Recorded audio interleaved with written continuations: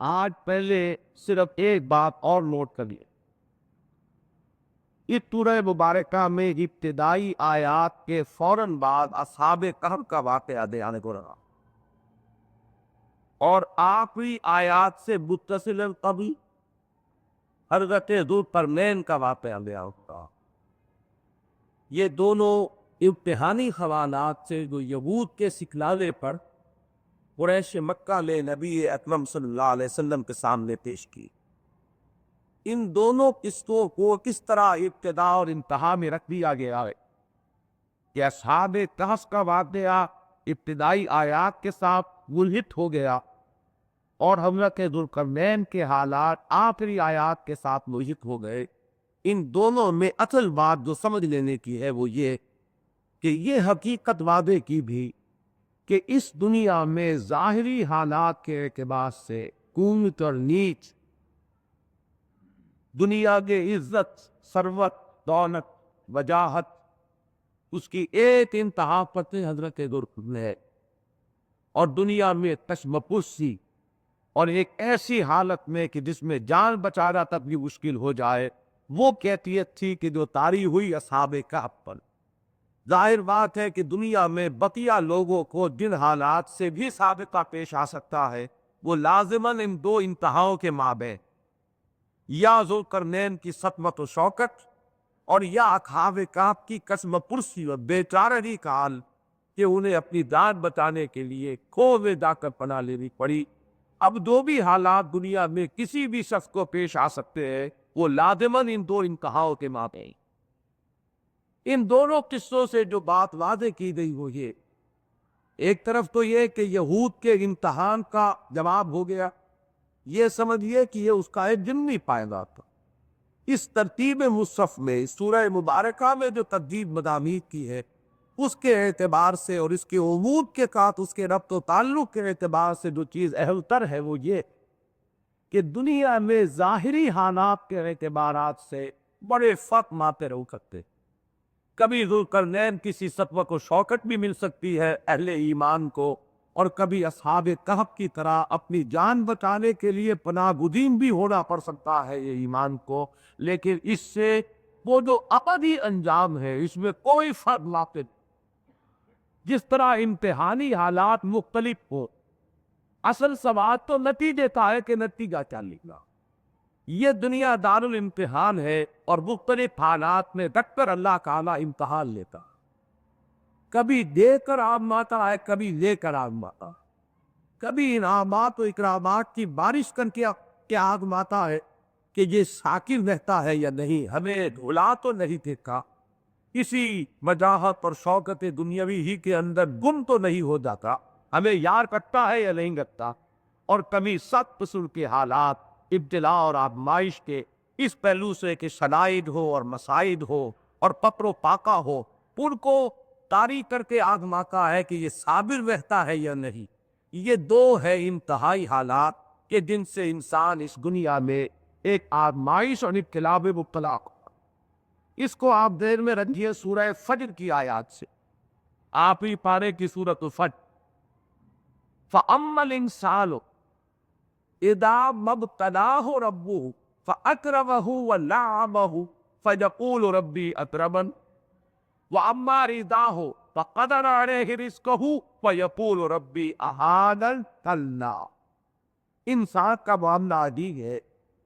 کہ جب اسے اس کا رب آزماتا ہے اور اس پر انعامات و اکرامات کی بارش کرتا، فَأَكْرَمَهُ وَلَعَّمَهُ فَيَقُولُ رَبِّي أَكْرَمَنِ، تو وہ یہ کہتا ہے کہ میرے رب نے مجھے عزت دی۔ آپ غور کیجئے کہ اس میں کون سی غلط بات ہوئی۔ قرآن مجید کا انداز تو یہاں تنقیدی ہے کہ انسان کا معاملہ عجیب ہے کہ جب اس کا رب اسے آزماتا ہے اور اسے نعمتیں دیتا، دولت دنیاوی سے نوازتا ہے اور انعامات سے اس کو نوازتا، ہر طرح کی نعمتوں کی بارش کرتا، تو وہ کہتا ہے کہ میرے رب نے مجھے عزت دی۔ وَأَمَّا إِذَا مَا ابْتَلَاهُ، اور جب وہ اسے آزماتا ہے دوسری صورت میں، فَقَدَرَ عَلَيْهِ رِزْقَهُ، کہ اس کے رزق کو ذرا لاپ توڑ کر دینا شروع کرتا ہے، ذرا وہ فراوانی، وہ کشادگی نہیں رہتی، بلکہ کچھ تنگی کا احساس ہوتا ہے۔ فَيَقُولُ رَبِّي أَهَانَنِ، تو وہ کہتا ہے میرے رب نے مجھے ذلیل و رسوا کر دیا. کلا، ہرگز نہیں. یہ ہے وہ ظاہر بینی کہ تم اس دنیا کی نعمتوں کو نعمت سمجھتے ہو اور یہاں کی زحمتوں کو زحمت سمجھتے ہو. ذرا آگے کہ یہاں کی نعمت نعمت نہیں ہے، وہ بھی ایک امتحانی کیفیت ہے جس میں تم دو چار ہوئے، اور یہاں کی زحمت زحمت نہیں ہے، یہ بھی ایک امتحانی کیفیت ہے جس میں تم مبتلا ہوئے ہو. دونوں امتحان ہیں. ان آیتوں میں دیکھیے اس لفظ ابتلا کو دو کا دو رکھا. اما الانسان اذا ما ابتلاه ربه فاکرمه ونعمه فیقول ربی اکرمن. یہ اکرام نہیں ہے، یہ امتحان. اس میں بھی تمہیں آزمایا جا رہا،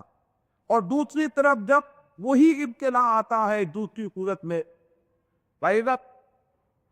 وَأَمَّا إِذَا مَا ابْتَلَاهُ فَقَدَرَ عَلَيْهِ رِزْقَهُ فَيَقُولُ رَبِّي أَهَانَنِ، تو وہ کہہ دیتا ہے کہ یہ میرے رب نے مجھے ذلیل و رسوا کر دیا. حالانکہ نہ وہ عزت ہے نہ یہ ذلت، نہ یہ رسوائی ہے اور نہ وہ عزت ہے. یہ دونوں حالتیں جو ہے اس اعتبار سے برابر ہے کہ ان میں امتحان ہو رہا ہے. کامیاب وہ ہوئے جو اس حالت میں شاکر رہے، اس حالت میں صابر رہے. اگر تو یہ دو کیفیتیں پیدا ہو گئے تو کامیاب ہو گئے. اس کو ایک اور اعتبار تو بھی سمجھیے. میں نے حضور کا کی حدیث بار بار آپ کو سنائی ہے کہ اللہ کے بندوں میں سے کچھ ایسے بھی ہوتے ہیں کہ جو دنیاوی اعتبار سے تو ان کا حال یہ ہوتا ہے کہ اگر وہ کہیں کسی کی سفارش کرے تو ان کی بات کو سن کر توجہ لگ، کہیں وہ رشتہ کرنا چاہے تو ان کو کوئی رشتہ دینا گوارا نہ کرے، یعنی اتنی خستہ حالت. لیکن اللہ کے ہاں ان کا مقام و مرتبہ یہ ہے کہ اگر وہ کہیں کسی بات پر قسم کھا بیٹھے تو اللہ تعالیٰ ان کے قسم کی لاج رکھے. یہ ہے ظاہر کا اور باطن کا فرق. اسی کو در حقیقت واضح کرنا، جیسا کہ میں عرض کر چکا کل تفصیل کے ساتھ کہ اس سورہ مبارکہ کا مرکزی مضمون یہی کہ دنیا کے ظاہر سے دھوکہ نہ کھاؤ. یہاں کی عزت، یہاں کے خدم و حشم، یہاں کی ثروت اور یہاں کی دولت اور یہاں کا اقتدار اور دبدبہ اور کنکرا، یہ سب آنی اشیاء ہے. ان میں سے کسی کو کوئی دوام دہی، کوئی پائیداری نہیں. یہ ظاہر کا all that glitters is not gold، یہ چمک دمک جو نظر آ رہی ہے اس سے متاثر نہ ہونا. اور یہاں کی خستہ حالی، یہاں کے فاتح، یہاں کے شدائد اور مصائب، ان سے دل برداشتہ نہ ہونا. یہ بھی عارضی ایک حالت ہے کہ جس میں تم امتحاناً مبتلا کر دیے گئے ہو. اصل شے یہ ہے کہ صابر رہو اس حالت میں، شاکر رہو اس حالت میں، تو کامیابی ہی کامیابی ہے. اور وہ ہے اصل میں اس ابدی زندگی کی کہ جس کے کبھی کوئی اختتام. تو اس مضمون کو اپنے ذہن میں رکھیے کہ اصل میں قرآن مجید اگرچہ وہ جو سوال پیش کیے گئے ان کے جواب بھی دے رہا،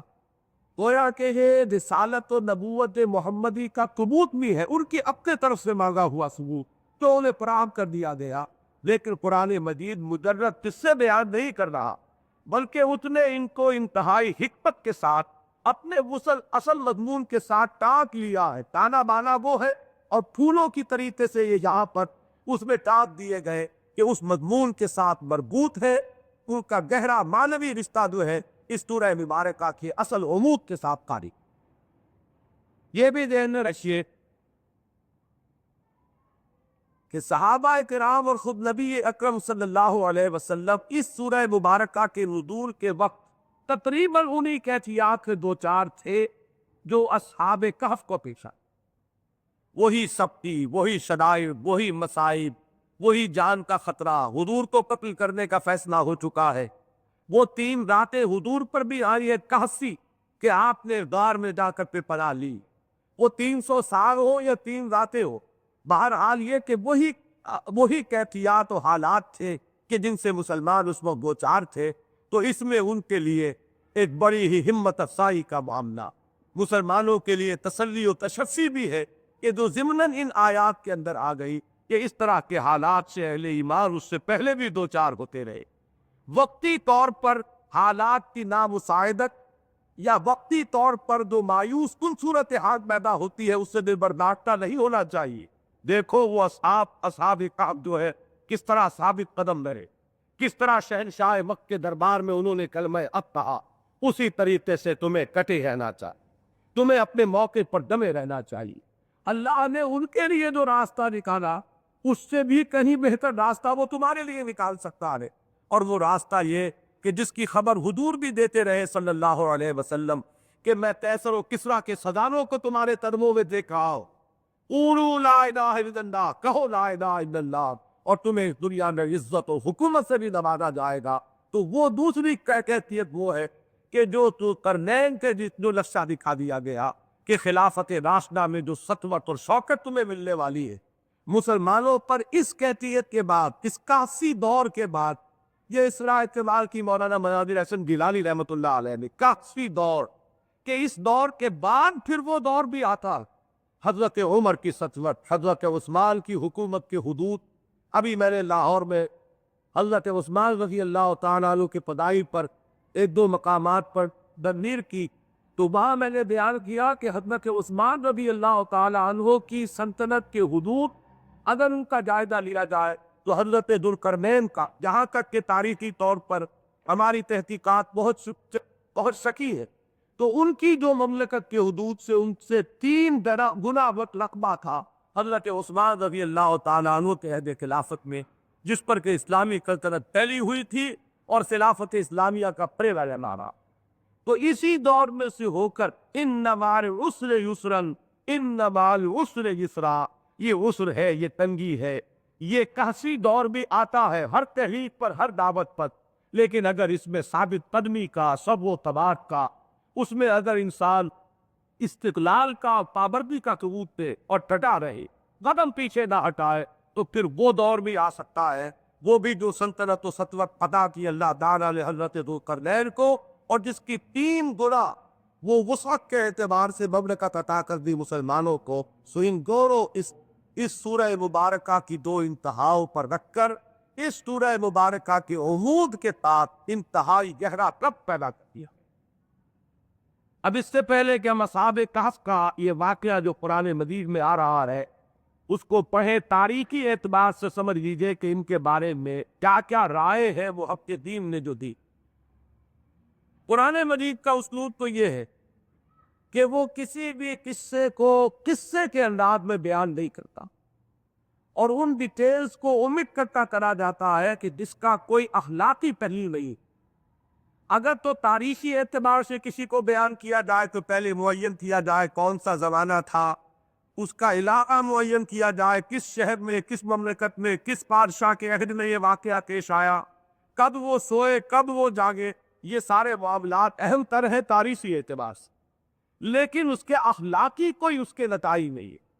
قرآن مجید متکز کرتا ہے توجہ کو اپنے بیان میں ان پہلوؤں پر کہ جن میں کوئی اخلاق کا سبق مثبت، جس میں کہ کوئی عبرت موجود ہے،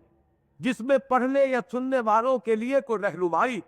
تو قرآن مجید نے تو ان تمام چیزوں کو کہ تعداد کتنی تھی، وہ کب سے سوئے اور کب جاگے، کس علاقے میں تھا، ان سب کو بالکل اومٹ کر دیا، بلکہ یہ کہ اس میں جس قدر بھی موعظت کا پہلو تھا، جو تذکیر کا رنگ ہے، اس کو نمایاں کر دیا۔ لیکن بہرحال ذہن انسانی اس کے اندر کچھ بیعت کس کی بھی ہوتی، انسان معلوم کرنا چاہتا ہے کہ ان کا حدود اربع کیا ہے، تاریخی اور جغرافیائی اعتبار سے، یہ کب کا قصہ، کہاں کا قصہ، کس دور کا قصہ۔ تو اس سلسلے میں ہمارے ہاں محققین نے خصوصاً اس دور میں آتا، میں نے ابھی حال ہی میں میثاق میں کبیر مضمون لکھا ہے کہ پچھلی صدی کے اواخر سے قرآن مجید پر ایک توجہ کا ارتکاز ہوا ہے بحمداللہ۔ بہت سی تفسیریں لکھی گئی، بڑا غور و فکر کا موضوع بنا قرآن مجید۔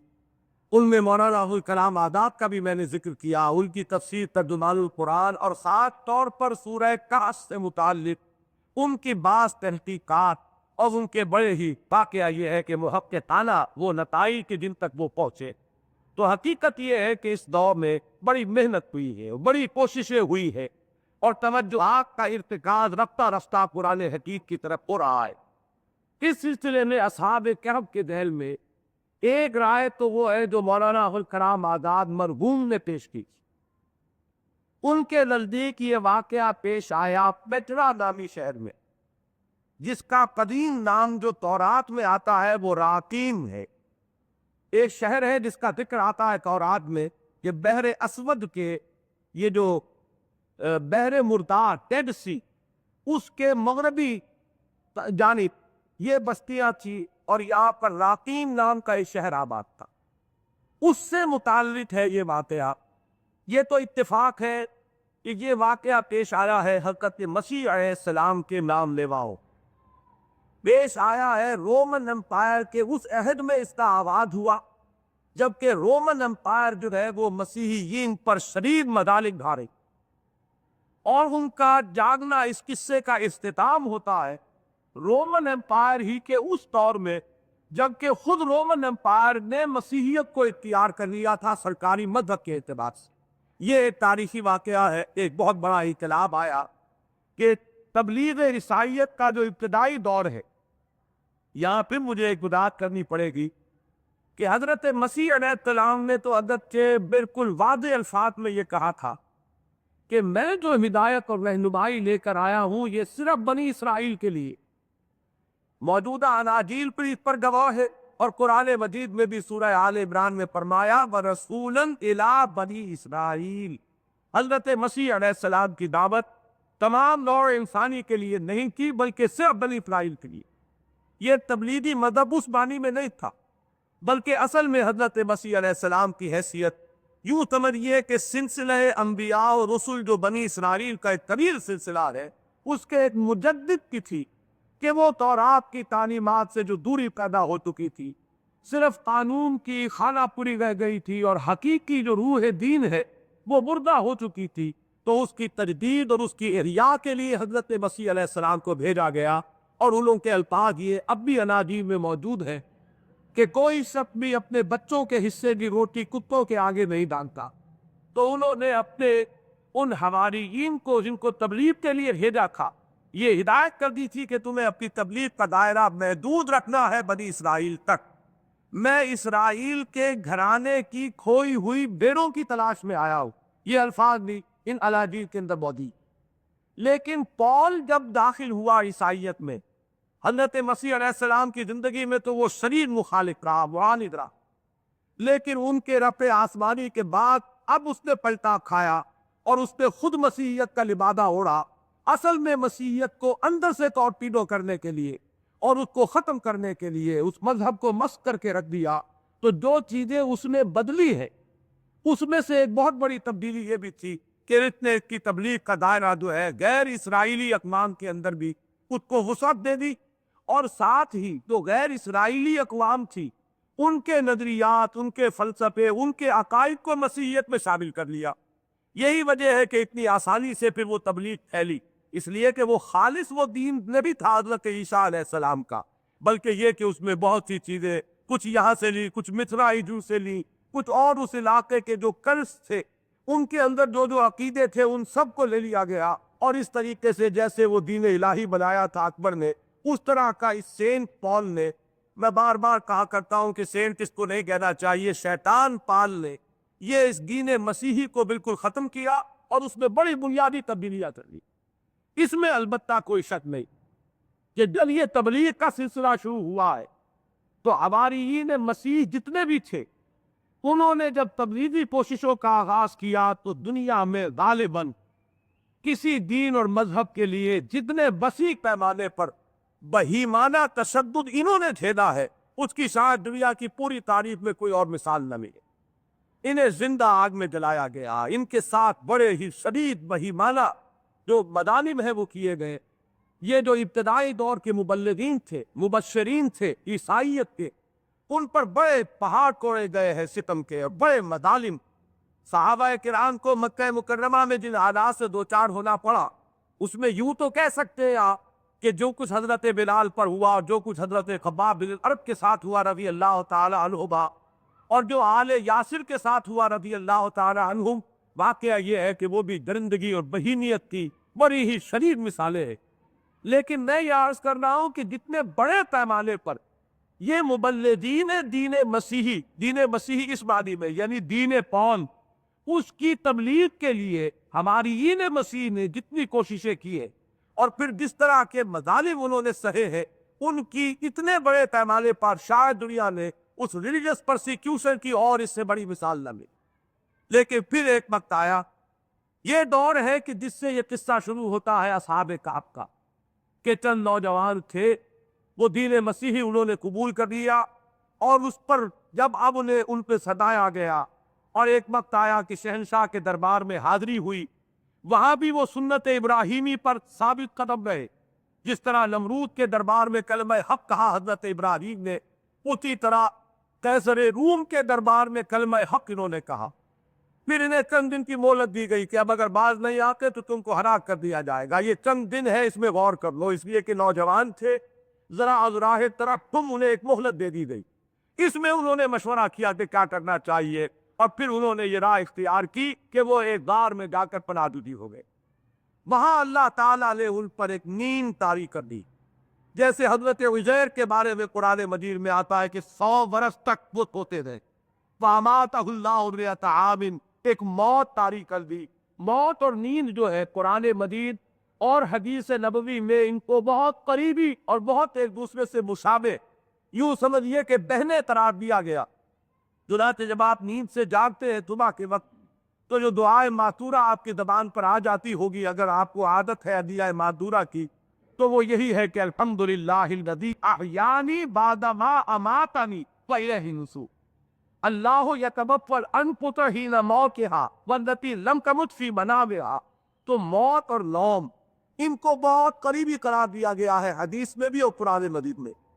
تو وہ 100 سال کی موت یا 100 سال کی ایک نیند کی کیفیت تھی جو حضرت عزیر پر بھی سورہ بقرہ میں جو واقعہ بیان ہوا ہے وہ طاری رہی۔ اسی طریقے سے طویل نیند یا طویل موت کہہ دیجئے،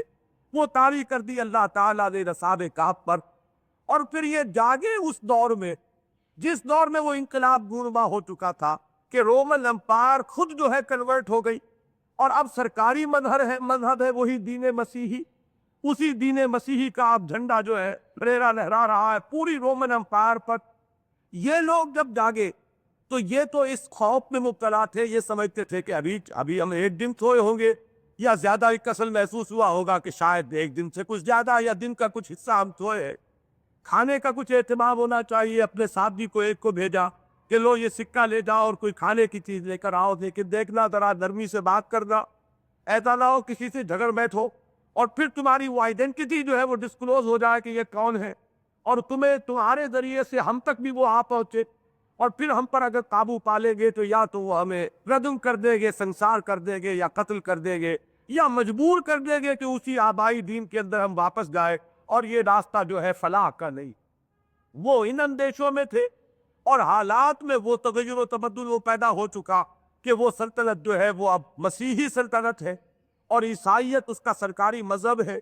ان کے ہاں ان نوجوانوں کا واقعہ ایک تاریخی روایت کی حیثیت سے چلا آ رہا ہے کہ کچھ نوجوان تھے ایک زمانے میں جو اس طرح کے شدید دباؤ اور شدید بہیمانہ تشدد کے خوف سے کہیں روپوش ہو گئے، کہیں چلے گئے، پھر ان کی کوئی خبر نہیں ملی۔ تو ان کے کچھ حالات لکھ کر رکھے ہوئے تھے کہ شاید بعد میں کبھی ان کی کوئی خبر ملے، اور وہ ان کے آنے جیسے لیجنڈ ہوتا ہے تاریخی ایک کہانی کے طور پر ان کا واقعہ چلا آ رہا تھا۔ بہرحال اب جو یہ صورت پیدا ہوئی کہ وہ سکہ لے کر آئے، وہ سکہ جو ہے 200 برس کا یا 250 یا 300 برس پرانا سکہ،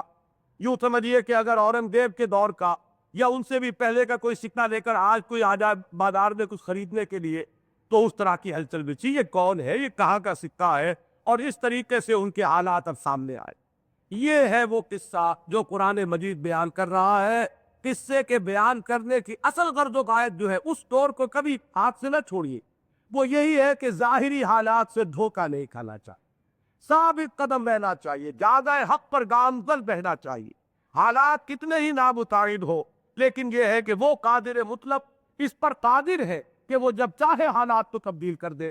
اس وقت جو مایوسی کی گھٹائیں ہو تو تمہیں کہیں سے امید کی کرن بھی نظر نہ آئے گی، لیکن یہ کہ اگر 100 سال کے بعد یا 200 سال کے بعد تم ہی آؤ تو تم دیکھو گے کہ جس چیز کا سان گمان نہیں ہو سکتا تھا وہ چیز اب واقعے کے طور پر وجود میں آ چکی ہے۔ یہ تو ہے اصل واقعہ۔ اب جو میں عرض کر رہا تھا وہ یہ کہ یہ کس شہر میں پیش آیا، اس میں اختلاف۔ مولانا ابوالکلام آزاد مرحوم کی تحقیق کو یہ ہے کہ یہ واقعہ پیش آیا ہے اس وقت کا جو فلسطین یا اس وقت کا اسرائیل کہیے کس علاقے میں، خلیج عقبہ سے اگر سیدھے شمال کی طرف چلے اور اس سے آگے دو متوازی پہاڑی سلسلے شروع ہو جاتے ہیں اور سطح مرتفع ہو کی چلی جاتی ہے بلندی کی طرف، اور بلندی پر پھر وہاں ایک شہر تھا کسی زمانے میں آباد جسے راقیم کہتے تھے، تورات میں اس کا نام راقیم آیا ہے، اور اسی کی طرف علامہ مولانا ابوالکلام آزاد نے اشارہ سمجھا ہے، اصحاب الکہف بالرقیم، رقیم اس شہر کا نام ہے جو قرآن مجید دے رہا ہے۔ بعد میں پھر اس شہر ایک کھنڈرات رہ گئے، دوبارہ جو تعمیر ہوئی تو نام بھی بدل گیا، چنانچہ اس کو پیٹرا کہا جانے لگا اور عربوں کے ہاں وہ بترا کہلایا۔ اس علاقے میں بہت سی غاریں موجود ہیں، لمبے لمبے بڑے بڑے غار موجود ہیں، اور ان کی رائے یہ ہے کہ اسی علاقے میں وہ واقعہ پیش آیا۔ اور یہاں بھی یہ بھی آتا ہے کہ اب امیر معاویہ رضی اللہ تعالیٰ عنہ کے عہد میں جو ایک مہم گئی تھی قسطنطنیہ کی طرف، وہ اول جیش، وہ پہلا جیش کہ جو حملہ کرے گا مدینۃ القیصر پر، جس کے ذکر موجود ہے بخاری شریف میں، تو اس سفر کے دوران میں بھی اصحاب کہف کے اس غار پر سے گزرے، اور اس وقت یہ تقریباً معین تھا کہ یہ علاقہ۔ ایک رائے یہ بھی ہے ان کی کہ چونکہ یہ واقعہ پوچھا گیا ہے یہود کی طرف سے، تو یہود کے ہاں یہ ایک معروف واقعہ ہونا چاہیے، اور یہودیوں کا علاقہ یہی ہے، لہذا کسی شہر میں یہ واقعہ پیش آیا۔ یہ ہے ان کی تحقیق کا خلاصہ جو میں نے آپ کے سامنے رکھ لیا۔ مولانا مودودی نے ایک بالکل دوسری تحقیق پیش کی ہے، اور اس کے لیے بھی دلائل موجود۔ ان کے نزدیک یہ واقعہ پیش آیا ہے ایفیسس نامی شہر میں، جو ترکی کے علاقے میں ہے۔ یہ رومن امپائر یوں سمجھیے، اس وقت قسطنطنیہ چونکہ اس کا مرکزی شہر تھا، تو اس کے گرد و نواح میں ایک شہر تھا ایفیسس جو بہت مشہور تھا اس وقت۔ بڑے وہاں پر بندر تھے، ڈائنا نامی دیوی، چاند دیوی کا بہت بڑا بندر تھا، اور وہ مرکز جو ہے بت پرستی کا اور شرک کا ایک بہت بڑا در رہا ہے وہ شہر ایفیسس۔ تو ان کا کہنا یہ ہے کہ یہ اس شہر میں واقعہ پیش آیا، اور گپن نے بھی اصل میں ایک واقعہ نقل کیا ہے جو اس علاقے کی روایات میں سے چلا آ رہا ہے، the story of the seven sleeper, 7 سونے والے جو سوتے رہے۔ یہ واقعہ جو ہے ان کے ادب میں اور ان کے تاریخ میں اس کا تذکرہ ملتا ہے کہ اس شہر میں تھے وہ، اور وہاں پر کسی ایک معبد کے بھی کھنڈرات ملے۔ تو بہرحال یہ 2 علاقے ہیں۔ تحقیق جہاں تک پہنچی ہے، میں اس میں مزید تفصیل میں نہیں جانا چاہتا، اس لیے کہ جن کو ذوق ہو وہ مولانا ابوالکلام آزاد کی تفسیر میں دیکھ لے ان کے دلائل کیا، اور مودودی صاحب نے تفہیم القرآن میں جو دلائل دیے ان کا مطالعہ کر لے۔ جہاں تک اس قصے کے تذکیر اور موعظت کا پہلو ہے، اس کے اعتبار سے اس کی چندہ اہمیت نہیں۔ تعداد کتنی تھی، کتنے عرصے وہ سوئے، کہاں وہ تھے، کب جاگے، کب سوئے، ان ڈیٹیل کو قرآن مجید نے اسی لیے اومٹ کیا ہے کہ قرآن کا جو مقصد ہے اس واقعے کے بیان سے، اس کے اعتبار سے اس کی چندہ اہمیت نہیں۔ یہ اس تمہید کے بعد اب ہم اس واقعے کو انشاءاللہ تعالی جو پڑھیں گے تو کہیں ہمیں الجھن محسوس نہیں ہوگی، اور ہم تیزی کے ساتھ اس حصے کو پڑھ سکیں۔ اعوذ باللہ من الشیطان الرجیم، بسم اللہ الرحمن الرحیم۔ ام حسبت ان اصحاب الکہف والرقیم کانوا من آیاتنا عجبا، کیا تم یہ گمان کرتے ہو کہ اصحاب کہف و رقیم ہماری آیات میں سے کوئی بڑی ہی عجیب آیت تھی؟ آغاز کر رہا ہے قرآن مجید اس بات سے کہ پوچھنے والوں نے جو اس واقعے کے بارے میں پوچھا اور اسے بہت ہی کوئی محیر العقول واقعہ سمجھا، تو در حقیقت یہ ان کے اپنے ذہن کی تنگی کا ثبوت ہے، ورنہ اس کائنات میں تو ہر چہار طرف ہماری قدرت کی، ہمارے علم کی، ہماری حکمت کی جو آیات پھیلی ہوئی ہے۔ یہ دوسری بات ہے کہ چونکہ تم روزانہ ان کو دیکھتے ہو، لہذا تمہیں اس کے اندر کوئی عجیب ہونے کا پہلو نظر نہیں آتا۔ کیا یہ سورج کے طلوع و غروب کا نظام یہ انتہائی عجیب نہیں؟ کسی قہار اور کسی قادر مطلق کی قدرت مطلقہ کا ثبوت نہیں؟ کیا یہ ہواؤں کا چلنا اور کیا رات اور دن کا الٹ پھیر، ان میں سے کون سی چیز ہے؟ اگر کوئی چیز اچانک تمہارے سامنے آتی تو ہر چیز انتہائی محیر العقول ہے، لیکن یہ ہے کہ چونکہ یہ تمہارے سامنے ہے، شب و روز یہ نشانیاں ہے کہ تم اس پر صبح و شام جو ہے یہ تمہاری نگاہوں سے ہوتا ہے تماشا میرے آگے، ہوتا ہے شب و روز تماشا میرے آگے، تو یہ شب و روز کا تماشا ہونے کے باعث تمہیں اس کے اندر کوئی عجیب ہونے کا پہلو نظر نہیں آتا، اور یہ واقعہ تمہیں بڑا عجیب محسوس ہوا کہ کوئی 100 برس تک سو لیا یا کوئی 300 برس تک کھو لیا، یا اتنے طویل عرصے تک زندگی کا اس کا تسلسل برقرار رہا، تو یہ در حقیقت تمہارے اپنے ذہن کی تنگی ہے۔ ام حسبت ان اصحاب الکہف والرقیم کانوا من آیاتنا عجبا، تم نے یوں سمجھ کر سوال کیا ہے کہ یہ بڑا ہی کوئی حیرت انگیز اور بڑا ہی کوئی محیر العقول واقعہ سا کہ جو ہوا ہماری قدرت کے اعتبار سے اور ہماری حکمت تامہ کے اعتبار سے، تو اس میں قطعاً کوئی ایسی بات نہیں کہ بڑا ہی محیر العقول یا ایک کو بہت ہی حیرت انگیز واقعہ پلہ جائے۔ کہاں پر بھی زبان میں کہتے ہیں الغار الواقع فی جبل، غار کا لفظ بھی عربی کا ہے، تو غار اور کہف میں کیا فرق ہے؟ پہاڑ میں اگر کوئی چھوٹی سی کھو ہو تو اسے غار کہیں گے، غار ہرا، غار سور، اس لیے کہ بہت ہی مختصر چھوٹی سی جگہ ہے اس کو غار کہیں گے، اور وہ غار ہی اگر بہت وسیع ہو جائے تو اس کو کہف کہا جائے گا۔ اصحاب الکہف، کہف والے، یہ بات تو بالکل متفق علیہ ہو گئی کہ ان کو اس لیے اصحاب الکہف کہا گیا کہ انہوں نے کہف میں پناہ لی، ایک غار میں جا کر پناہ گزین ہو گئے۔ لیکن والرقیم کے بارے میں اب اختلاف ہے۔ ایک بادشاہ کے دربار سے انہیں 3 دن کی مہلت ملی تھی، 3 دن میں آخر کہاں چلے گئے؟ ایک وسیع و عریض مملکت ہے، چہار طرف اس کو ان کو ڈھونڈا گیا ہوگا، تفتیش کی گئی ہوگی، آسمان پہ وہ چلے گئے، زمین انہیں نگل گئی، کہاں چلے گئے؟ تو یہ معاملہ تو کہ بڑا عجیب تھا، اس کا چرچا ہوا تھا، اور بہت طویل عرصے تک تحقیق و تفتیش کے باوجود ان کا کچھ پتہ نہ چلا، کوئی سراغ نہ ملا، تو ان کے حالات لکھ کر تختیوں پر اور وہ ڈال دیے گئے، سرکاری خزانے میں کہیں محفوظ کر دیے گئے، جیسا مولانا ابوالکلام آزاد نے بھی اپنی کتاب کا ایک حصہ محفوظ کرایا ہوا ہے کہ یہ ہے ایک واقعہ بڑا عجیب کا ہوا تھا کہ وہ لوگ جو ہے وہ غائب ہوئے، کہاں چلے گئے، زمین نگل گئی یا کہیں وہ آسمان پر چڑھ گئے، شاید کہ کبھی ان کا کوئی سراغ ملے تو وہ جو ان کا نیشنل میوزیم کہہ لیجیے جدید اصطلاح میں، اس میں وہ دستاویز تو رکھی گئی، کیونکہ ان کا ذکر ان دستاویز میں تھا، اس لیے انہیں اصحاب الرقیم وہ خزانے میں یا نیشنل میوزیم میں رکھ دیے گئے۔ تو یہ دونوں رائے ممکن ہے، اور یہ چونکہ قرآن مجید کے اپنے جو مقاصد بیان ہے اس کے اعتبار سے کندہ اہمیت نہیں رکھتا، تو اس میں کوئی رائے لازماً دینا جو ہے اس کی کوئی ضرورت نہیں۔ ام حسبت ان اصحاب الکہف والرقیم کانوا من آیاتنا عجبا اذ اوی الفتیۃ الی الکہف، جبکہ اور اس سے پہلے اذکر ہمیشہ قرآن مجید میں محذوف مانا جاتا ہے، اذکر اذ، یاد کرو جبکہ کہا ان نوجوانوں نے، الفتیہ، یہ فتح کی جمع فتیان بھی آتی ہے اور یہ فتیت بھی آتی، ان نوجوانوں نے اس اول فتیت و الکہف، جبکہ پناہ لی، ابا یا بھی پناہ لینا اور آوا یوں بھی پناہ دینا، وہ باب افعال ہو جائے گا، اور یہ سلاکی مجرد میں ابا پناہ لینا، اسی سے نصب بنا ہے مأوا، مل جاؤ ماوا، پناہ کی جگہ۔ اس اول فتیت و الکہف، جبکہ پناہ لی نوجوانوں نے اس ایک غار میں، فقالوا، اور انہوں نے کہا، دعا مانگی، پروردگار ہم یہاں آ گئے، اس غار میں پناہ گزین ہو گئے ظالموں کے ظلم اور تشدد سے بچنے کے لیے، ربنا آتنا من لدنک رحمتا، اب ہمیں عطا کر خاص اپنے پاس سے رحمت عطا کر۔ یہ لفظ لدن آ گیا یہاں دوسری مرتبہ،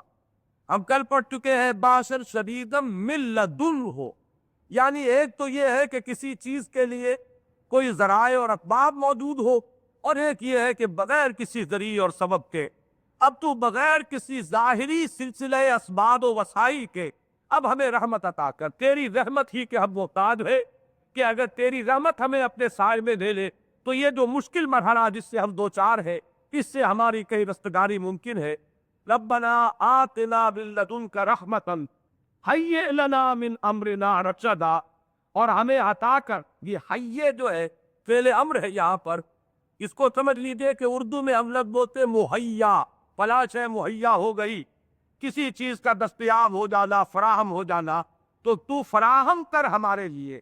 پیدا فرما ہمارے لیے، وَحَيِّئْ لَنَا مِنْ أَمْرِنَا رَشَدًا۔ ضرب علی الآذان، یہ ایک استعارہ یا محاورہ ہے، یہ کانوں پر تھپکیاں دینا،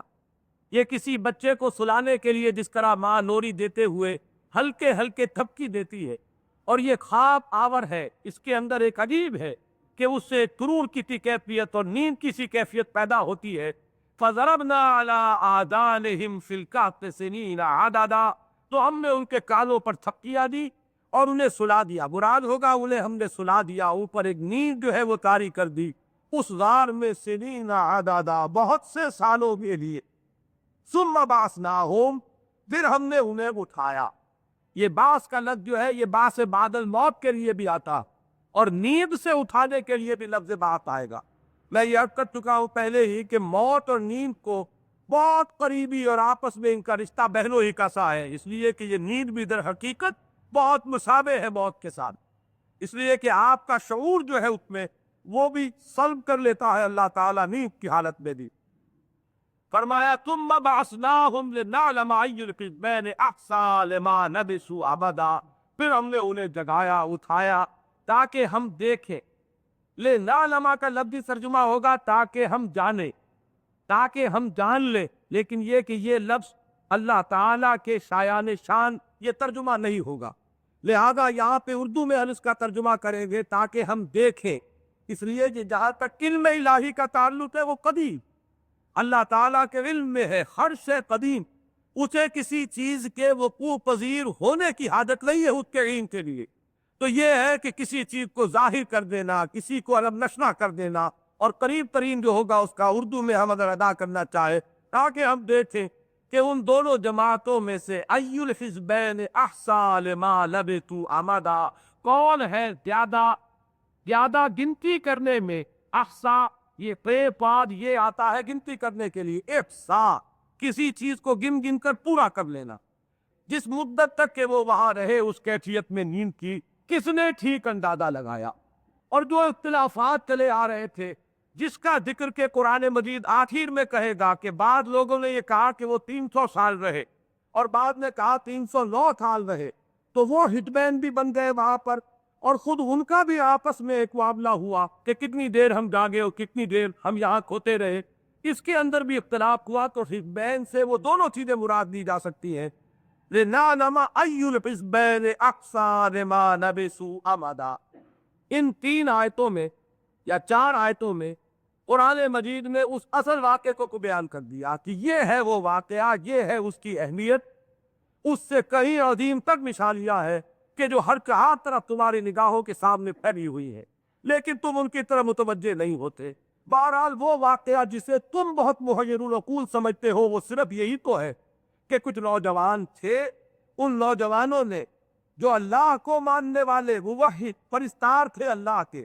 انہوں نے حالات کی نامساعدت سے جان بچانے کے لیے ایک کہف میں بنا لے لی، وہاں انہوں نے اللہ سے دعا کی کہ پروردگار جہاں تک حالات ظاہری ہے کوئی صورت ہمیں بچنے کی نظر نہیں آ رہی، ایک عظیم مملکت ہے اور شہنشاہ کے دربار میں ہماری پیشی ہو چکی اور اب ہمارے پاس مہلت یہ 2-3 دن کی ہے، اگر پکڑ لیے گئے تو سولی پر چڑھا دیے جائیں گے یا رجم کر دیے جائیں گے، اب تو خاص اپنے خزانہ فضل سے کوئی حالت ہمارے لیے رستگاری کی پیدا فرما، اپنی رحمت کے سائے میں ہمیں لے لے۔ تو ہم نے انہیں سلا دیا ایک بہت طویل عرصے کے لیے، اس عرصے کا تعین بھی قرآن مجید نہیں کر رہا، 4 سال بھی کوئی سوئے تب بھی یہ ایک غیر معمولی واقعہ ہے، اور 400 سال سوئے تب بھی ایک غیر معمولی واقعہ ہے۔ جہاں تک اللہ کی قدرت کا تعلق ہے اس سے نہ 4000 سال بعید ہے اور نہ 4 سال بعید ہے، اس اعتبار سے کوئی تعین نہیں کر رہا قرآن مجید، اور فرما یہ رہا ہے کہ دیکھے کہ جو اٹکل پچو یہ ہدایت کتاب کرتے ہیں ان میں سے کون ہے جو اس صحیح مدت کا تعین کر سکتا۔ یہ تو ہوا اس واقعے کا جسٹ اور خلاصہ، اور اب اس کی تفاصیل ہے جو اب تقریباً 2.5 رکوعوں تک آگے چلے۔ فرمایا نحن نقص علیک نبأہم بالحق، ہم بیان کرتے ہیں نبی آپ پر۔ قصہ یقص کو اس لفظ کا اصل جو مادہ ہے اس کا مفہوم ہے کسی چیز کے پیچھے پیچھے چلنا، یہ لفظ اسی صورت میں آ جائے گا فرتدا علی آثارہما قصصا، وہ اپنے ہی نقوش پا کو دیکھتے ہوئے لوٹے۔ قصہ کسی کہانی کو اس لیے کہا جاتا ہے کہ اس میں بھی جو قصہ گو ہے وہ اس کہانی کے ساتھ ساتھ چلتا ہے اور ان تمام واقعات کو جس طریقے سے جس ترتیب سے وہ پیش آئے اس ترتیب سے بیان کرتا ہے، اس لیے قصے کے لیے کہانی کے لیے اس مادے سے یہ لفظ جو ہے اخذ کیا گیا۔ نحن نقص علیک نبأہم بالحق، اے نبی ہم سناتے ہیں آپ کو ان کے حالات اور ان کی خبر، ہم آپ کو دیتے ہیں بالحق، یہ سرتا سر حق ہے، اول تا آخر حق ہے، اس میں کوئی اشتباہ کی گنجائش نہیں. یہ نہیں ہے کہ کوئی اپنے ذہن سے گھڑ لیا گیا ہو یا جو ڈیٹیلز رہ گئی ہو ان کو اپنے تخیل ہی سے پر کیا گیا ہو. یہ جو کچھ بیان کیا جا رہا ہے یہ بالحق، اس معنی میں بھی بالحق ہے، یہ کل کا کل حقیقت پر مبنی، اور اس معنی میں بھی بالحق ہے کہ عام قصے کہے جاتے ہیں وقت گزاری کے لیے. یہ بیسٹ ٹائم ہے کہ وقت گزاری کے لیے آپ قصے کہتے ہیں. دنیا کے اندر قصے سنائے جاتے ہیں، سنے جاتے ہیں، لیکن یہاں جو قصہ سنایا جا رہا ہے وہ چونکہ حق کا لفظ عربی زبان میں آتا ہے کسی چیز کے لیے جو پرپس فل ہو، جس میں حکمت موجود ہو، تو ہم اس قصے میں جو حکمت ہے، جو اس کا اصل سبق اور عبرت پذیری کا جو پہلو ہے، ہم اس کو نمایاں کرتے ہوئے بیان کرتے ہیں. نحن نقص علیک نبأہم بالحق انہم فتیۃ آمنوا بربہم وزدناہم ہدی. واقعہ یہ ہے کہ وہ چند نوجوان سے، فتح کا جو اطلاق ہے وہ نوجوانوں پر ہوگا، 30 برس سے کم، اس سے اوپر جو ہے پھر لفظ شاب آ جائے گا 40 برس تک. انہم فتیۃ آمنوا بربہم، وہ چند نوجوان تھے جو اپنے رب پر ایمان لائے. وزدناہم ہدی، اور پھر ہمارا قاعدہ یہ ہے کہ پھر ہم ہدایت میں اضافہ بھی کرتے ہیں. جو خنوط اور اخلاق کے ساتھ ہماری طرف آئے، ایک حدیث قدسی کے الفاظ ہے، جو ہماری طرف بالش بھر آتا ہے ہم اس کی طرف ہاتھ بھر آتے ہیں، جو ہماری طرف چل کر آتا ہے ہم اس کی طرف دوڑ کر آتے.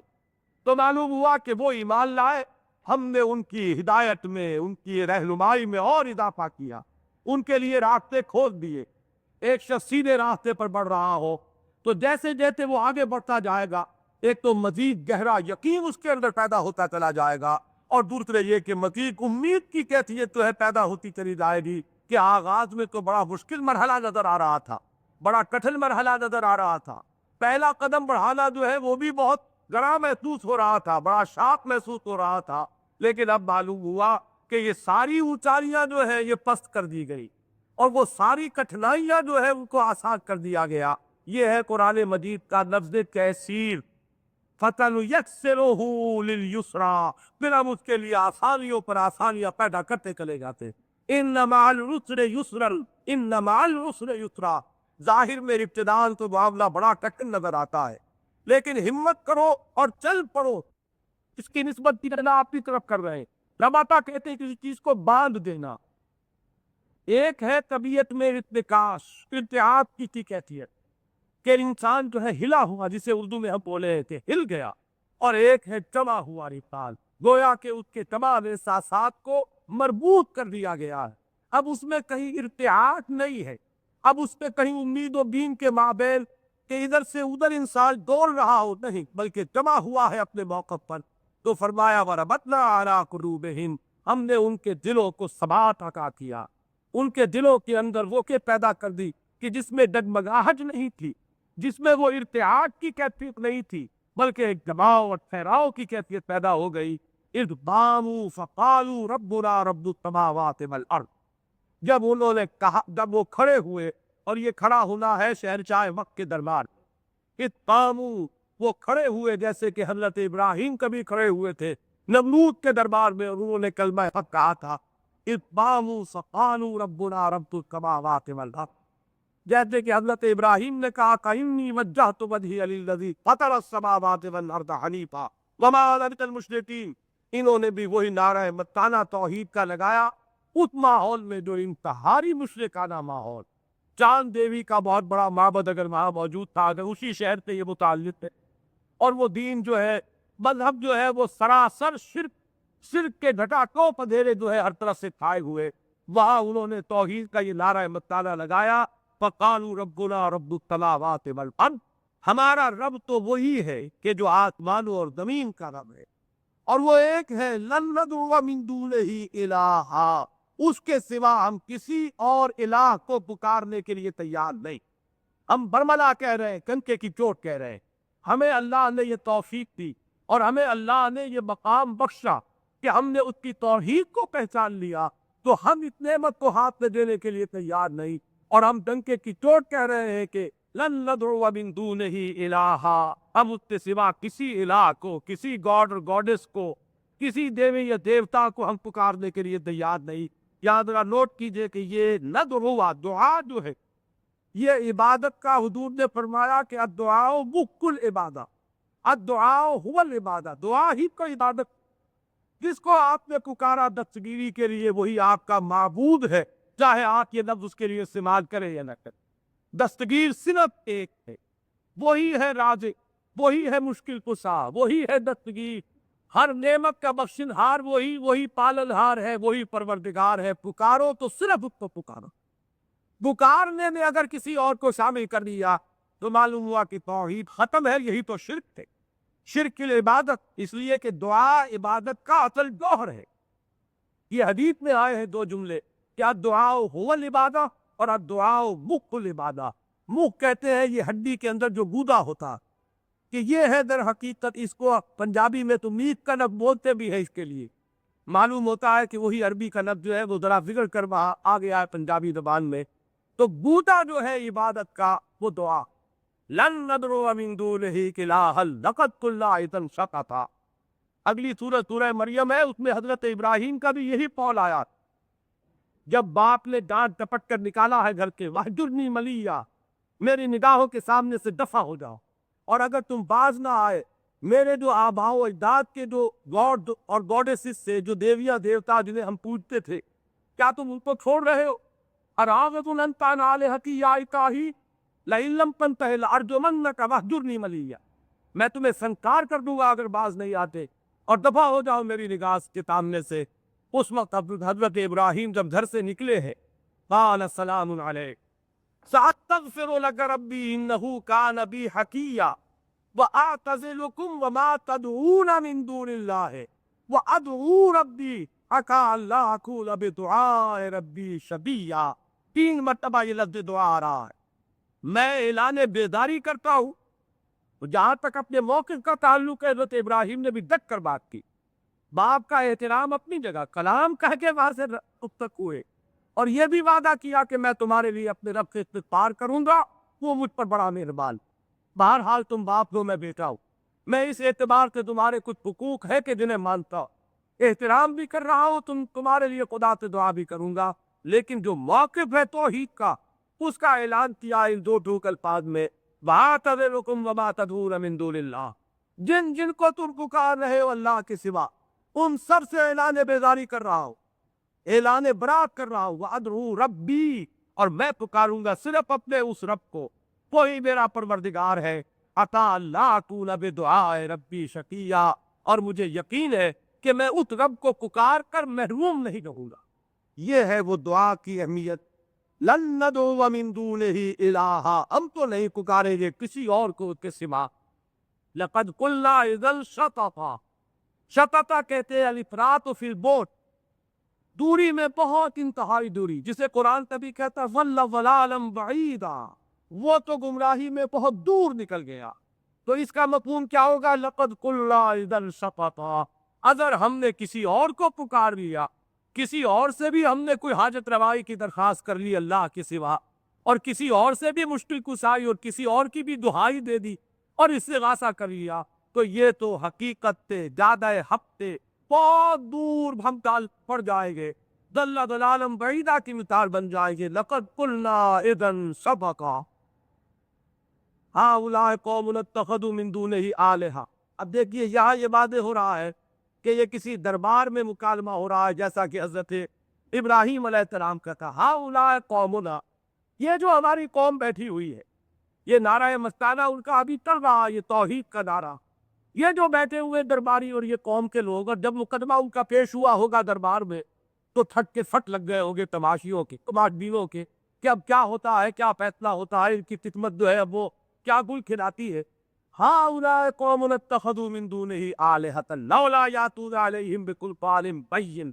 یہ جو ہماری قوم ہے، یہ جو پکارتی ہے، جنہوں نے بہت سے آلہہ اپنے بنا لیے ہیں اللہ کے سوا، اس ایک معبود برحق کے سوا جو آسمانوں اور زمین کا پیدا کرنے والا بھی ہے اور آسمانوں اور زمین کا پالنہار بھی ہے. لولا یاتون علیہم بسلطان بین،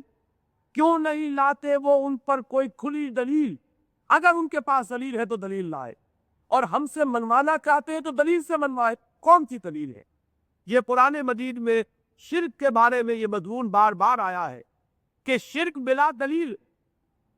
جہاں تک توحید کا معاملہ ہے توحید پر دلیل کی حاجت بھی نہیں، اس لیے کہ ایک تو یہ کہ فطرت انسانی میں اس کی بڑی محکم اساسات موجود، اور دوسری جو اہم بات ہے اس کو سمجھ لیجئے کہ مشرک اور موحد کے مابین ایک بڑا خدا کو مشترک ہے، موحد بھی مانتا ہے ایک خدا کو اور مشرک بھی مانتا ہے ایک بڑا خدا اور اس کے ساتھ بہت سے چھوٹے خدا، جیسا کہ ہندوستان میں تھا مہادیو، بہت بڑا ایک مہادیو ہے، اور اس کے چھوٹے اس کے نیچے جو لشکر ہے دیویوں کا اور دیوتاؤں کا، یا یونان کی مائتھولوجی میں وہاں بھی بڑی ڈی سے کیپٹل ڈی سے لکھے جانے والا گاڈ ایک ہی تھا، وہ آلمائٹی گاڈ ہے، وہ قادر مطلق ہے، وہ اومنی پریزنٹ ہے، اومنی پوٹنٹ ہے، وہ ساری صفات اس کی اور وہ ایک، لیکن چھوٹے جی سے آپ کو معلوم ہے انگریزی لٹریچر میں یہ گاڈز اور گاڈیسز یہ بے شمار ہو، تو معلوم ہوا کہ جہاں تک ایک بڑے خدا کا معاملہ ہے وہ تو مختلف بھی ہے ہی نہیں کہ اس کے لیے کسی دلیل کی حاجت ہو، اختلاف جو ہو رہا ہے وہ تو ان چھوٹوں کے باروں میں ہو رہا ہے کہ جو موحد ہے وہ کہتا ہے کہ میں تو نہیں مانتا، اور مشرک ان کو مان رہا ہے تو دلیل ان کو لانی پڑے گی کہ جو مانتا ہے وہ دلیل لائے کس بنیاد پر مانتا، کوئی عقل میں اس کے لیے بنیاد ہے یا اس بڑے خدا نے کہیں کوئی سند اتاری ہے، وہ جو قرآن مجید میں آیا کہ اللہ نے ان کے لیے کوئی سند نہیں اتاری، ما انزل اللہ بہا من سلطان ان یتبعون الا الظن وما تهوى الانفس، ان لوگوں کا یہ سارے دند ہے، تخمین اور تیات ہے، بے شمار پودے کی پودے انہوں نے ان آلہہ کی جو ہے وہ تصدیق کر رہی ہے اپنے ہی وہم اور خیال سے، ان کے لیے کوئی سند آسمان سے نہیں اتری، تو وہی بات وہ کہہ رہے لولا یاتون علیہم بسلطان بین، کیوں نہیں وہ کوئی دلیل لاتے، ہم سے منوانا چاہتے تو دلیل سے منوائے، قل ہاتوا برہانکم ان کنتم صادقین۔ مجھے یاد آ رہا یہ واقعہ امام احمد ابن حنبل کا رحمۃ اللہ علیہ، جب خلق قرآن کا فتنہ اٹھا اور ایک مملکت اس کی پشت پناہ ہو گئی، خلافت عباسی کی سطوت و شوکت کا اندازہ کیجئے، اور وہ اپنی پوری قوت استعمال کر رہی ہے اس عقیدے کو منوانے کے لیے کہ مانو کہ قرآن مخلوق، خلیفہ وقت نے مان لیا تو تمہاری کیا مجال کہ تم انکار کرو، یہ تو اب سرکاری عقیدہ ہو گیا، ماننا پڑے گا۔ اس وقت جو چند لوگ ڈکے رہ گئے ان میں امام احمد ابن حنبل بھی ہو رحمت اللہ علیہ، ان کا ایک قول نقل ہوا ہے کہ مارے پڑ رہی ہے، لیکن ان کا ایک ہی موقف رہا ہے متقی طور پر، ایتونی بشیء من کتاب اللہ و سنت رسولہ حتی اطول، مجھ سے کچھ منوا سکتے ہو تو اس جبر اور تشدد سے نہیں منوا سکتے، مجھے ہلاک کر دو لیکن یہ بات میں کبھی نہیں مانوں گا، ہاں مجھ سے منوانے کی ایک طویل ہے کہ لاؤ کوئی دلیل اگر تمہارے پاس ہے کتاب اور سنت سے، میں مانوں گا تو یا تو قرآن کی کوئی دلیل ہو اور یا پھر سنت رسول صلی اللہ علیہ وسلم کی کوئی دلیل ہو، ایتونی بشیء من کتاب اللہ و سنت رسولہ حتی اقول، اگر دلیل قرآن کی لے آؤ اور دلیل کسی حدیث کی لے آؤ تو میرا سر جو ہے اسی وقت ڈھونڈ جائے گا، میں فوراً اس بات کا اقرار کر لوں گا، لیکن مجرد تمہارے دباؤ اور تمہارے اس تشدد سے اس کی بنا پر میں ماننے والا نہیں۔ بہت اس میں مشابہت ہے کہ لولا یاتون علیہم بسلطان بین، یہ جنہوں نے اپنے ابن دیری اور دیوتا بنا لیے ہیں کیوں نہیں وہ کوئی دلیل لے کر آتے، اور دلیل واضح ہونی چاہیے، کھلی دلیل ہونی چاہیے، فمن اظلم ممن افتری علی اللہ کذبا، تو اس سے بڑھ کر ظالم اور کون ہوگا جو اللہ پر جھوٹ بہتان باندھ رہا، یہ تارا کی افترا ہے، یہ بہتان ہے، یہ فلاں مشکل کشا ہے اور فلاں دستگیر ہے اور فلاں حاجت روا ہے اور فلاں کی دربار سے یہ ملتا ہے اور فلاں سے کہیں بیٹا نہیں گیا اور فلاں سے کسی مقدمے کی کامیابی حاصل ہو گئی، یہ سب افترا ہے، اس میں کوئی صداقت نہیں، تو ان سے بڑھ کر ظالم اور کون ہوگا جو اللہ پر جھوٹ بہتان تراتے، جو اللہ پر افترا بازی کرے، یہ ہے ان کا اس دربار کے اندر وہ کلمہ حق اور وہ توحید کا نعرہ مطالعہ۔ اس کے بعد جیسا کہ میں نے عرض کیا وہ واقعاتی جو تفاصیل ہے ان کو قرآن امید کرتا، وہ ہمیں ملتی ہے ان واقعات کی جو بھی روایات آئی ہیں، تفسیری روایات بھی ہمارے ہاں ہے، حضرت ضحاک، حضرت سدی، ان کی روایات موجود ہیں، اسرائیلیات سے یا پرانی تاریخی جو بھی ان کے ہاں ڈیٹیل چلی آ رہی تھی ان سے انہوں نے وہ پورا واقعہ جو ہے وہ کنسٹرکٹ کیا کہ پھر انہیں دربار سے 3 دن کی مہلت ملی کہ ہم تمہاری جوانی پر رحم کھاتے ہوئے تمہیں 3 دن کی مہلت دے رہے، جاؤ غور کر لو، اس امید میں کہ ابھی ذرا ان کا تلپنا ہے ابھی ذرا ان کی یہ جوانی کی امنگ جو ہے وہ انہیں وہ خطرناک سے پر لے آئی ہے، ذرا ہوش آ جائے گی، کچھ سمجھانے والے سمجھائیں گے، کچھ بزرگ آئیں گے، کچھ بڑے آئیں گے، کچھ وہ اپنے سفید بالوں کی کا واسطہ دیں گے، کس حماقت میں پڑے ہوئے ہو، کیوں جان کھوتے ہو، جان بچاؤ۔ اصل بات یہ ہے آمن البلیتین اختیار کرنا چاہیے اور جان بہرحال بچانی چاہیے، تب تو تمہارے لیے ممکن ہوگا کہ تم بعد میں کوئی موقع ملے تو اپنے نبی کی تبلیغ کر لینا۔ اس وقت خواب خواہ جو ہے مجرد یہ تحفر جو ہے تمہارے اندر، اس کی بنا پر اپنے آپ کو ہلاک کر لو گے۔ تو 3 دن دیے گئے کہ سمجھانے والے سمجھا لے، اپنے بھی اور پرائے بھی، اور یہ خود بھی غور کر لے پروز اور کونس پر کہ کیا نتیجہ نکلے گا۔ اس دوران میں اب اگلی آیت میں یا تو یہ ان کی باہمی مشاورت ہے، دونوں امکان ہیں۔ اگلی آیت جو ہے یا تو یہ باہمی مشاورت کو بیان کر رہی ہے اور یا یہ اللہ کی طرف سے کوئی الہام ہے جو انہیں ہوا، یہ دونوں امکان موجود ہے۔ فرمایا وَإِذْ اعْتَزَلْتُمُوهُمْ وَمَا يَعْبُدُونَ إِلَّا اللَّهَ فَأْوُوا إِلَى الْكَهْفِ۔ اب جب کہ تم نے اعلان برات کر ہی دیا ہے ان سے بھی اور ان سے بھی کہ جن کو وہ پوجتے ہیں، جن کی وہ عبادت کرتے ہیں عصا کے سوا، یاد ایک یہ بریکٹ ہو گئی ہے عبادت اور دعا۔ پہلے وہاں لفظ عبادت نہیں آیا تھا، ربنا رب السماوات والارض لن ندعو من دونہ الہا لقد قلنا اذا شططا، دعا کا لفظ آیا۔ اب یہاں لفظ عبادت آ گیا وَإِذْ اعْتَزَلْتُمُوهُمْ وَمَا يَعْبُدُونَ إِلَّا اللَّهَ، اور یہ اعْتَزَلْتُمُوهُم بھی وہی لفظ ہے جو حضرت ابراہیم کا میں نے آپ کو سنایا، وَأَعْتَزِلُكُمْ وَمَا تَدْعُونَ مِن دُونِ اللَّهِ وَأَدْعُو رَبِّي عَسَىٰ أَلَّا أَكُونَ بِدُعَاءِ رَبِّي شَقِيًّا۔ اور سورہ مریم جو ہے سورہ کہف کے بعد متصلاً آ رہی، تو فرمایا کہ میں اذ اعتزلتموہ، جب تم نے ان سے علیحدگی اختیار کر لی، اسی سے وہ فتنہ اعتزال تھا، معتزلہ کا لفظ اسی سے بنا کہ وہ جو مسلمانوں کا ایک مجموعی عقیدہ تھا، مسلمانوں کے عقائد میں جو مجموعہ اور متفق علیہ چیزیں تھی، ان سے ہٹ کر جنہوں نے راستہ نکالا وہ اعتزال کا راستہ، وہ معتزلہ کہلائے کہ وہ ہٹ گئے اس الجماعت سے جو مسلمانوں کی موجود تھی، اور ان کے جو مجمع علیہ متفق علیہ جو عقائد تھے ان سے ہٹ کر جنہوں نے راستہ بنایا وہ معتزلہ کہلاتے۔ وَإِذْ اعْتَزَلْتُمُوهُمْ وَمَا يَعْبُدُونَ إِلَّا اللَّهَ، اور جب کہ تم نے اعلان برات کر دیا، ان سے علیحدگی اختیار کر لی، نہ صرف ان سے بلکہ ان کے معبودوں سے بھی جن کو وہ پکارتے ہیں اور جن کی عبادت کرتے ہیں، فَأْوُوا إِلَى الْكَهْفِ، تو آپ پناہ لے لو کسی غار میں، يَنْشُرْ لَكُمْ رَبُّكُمْ مِنْ رَحْمَتِهِ، تمہارا رب تمہارے لیے اپنی رحمت کا بستر بچھا دے گا۔ نشر کہتے ہیں کسی چیز کو پھیلانے کو، محض تمہید، اور اسی کے ساتھ یہ نشر کسی چیز کا پھیلانا، اللہ اپنی رحمت کو پھیلا دے گا، اپنا آپ کی رحمت کا سایہ تم پر کر لے گا۔ يَنْشُرْ لَكُمْ رَبُّكُمْ مِنْ رَحْمَتِهِ وَيُهَيِّئْ لَكُمْ مِنْ أَمْرِكُمْ مِرْفَقًا، اور مہیا کرے گا تمہارے لیے تمہارے اس معاملے میں رفق کہتے ہیں نرمی کو، وہ میں نے حدیث کل بھی شاید سنائی تھی،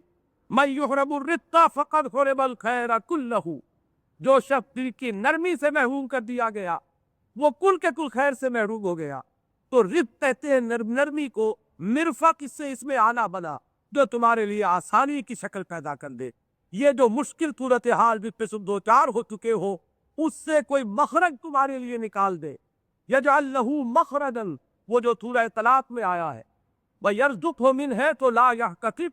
اللہ تعالیٰ اس کے لیے مخرج پیدا کر دے گا، اس مقمتے سے نکلنے کی سبیل پیدا فرما دے گا، اور انہیں رزق دے گا وہاں سے جہاں سے انہیں گمان تک نہیں ہوگا۔ تو یہ ہے وہ آیت کہ جس کے بارے میں نے عرض کیا کہ دونوں امکان ہیں،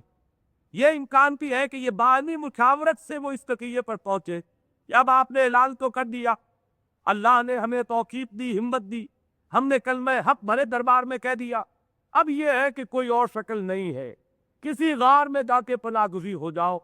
اگرچہ ویسے تو بظاہر احوال اس کا امکان ہے کہ وہ ڈھونڈ نکالے ایک مملکت کے وسائل و ذرائع، نہ معلوم کن کن وسائل و ذرائع سے ہماری خانگیر ہوگی، لیکن چلو یہ قدم تم اٹھاؤ کہ تم کسی غار میں جا کر پناہ گزین ہو جاؤ، باقی اللہ کے حوالے کرو، وہ تمہارے لیے اپنی رحمت کا سایہ کرے اور تمہارے لیے اپنی رحمت کا بستر بچھا دے اور تمہارے لیے کوئی آسانی کی اور نرمی کی صورت ادا فرما دے، تو اس کی قدرت سے بعید نہیں۔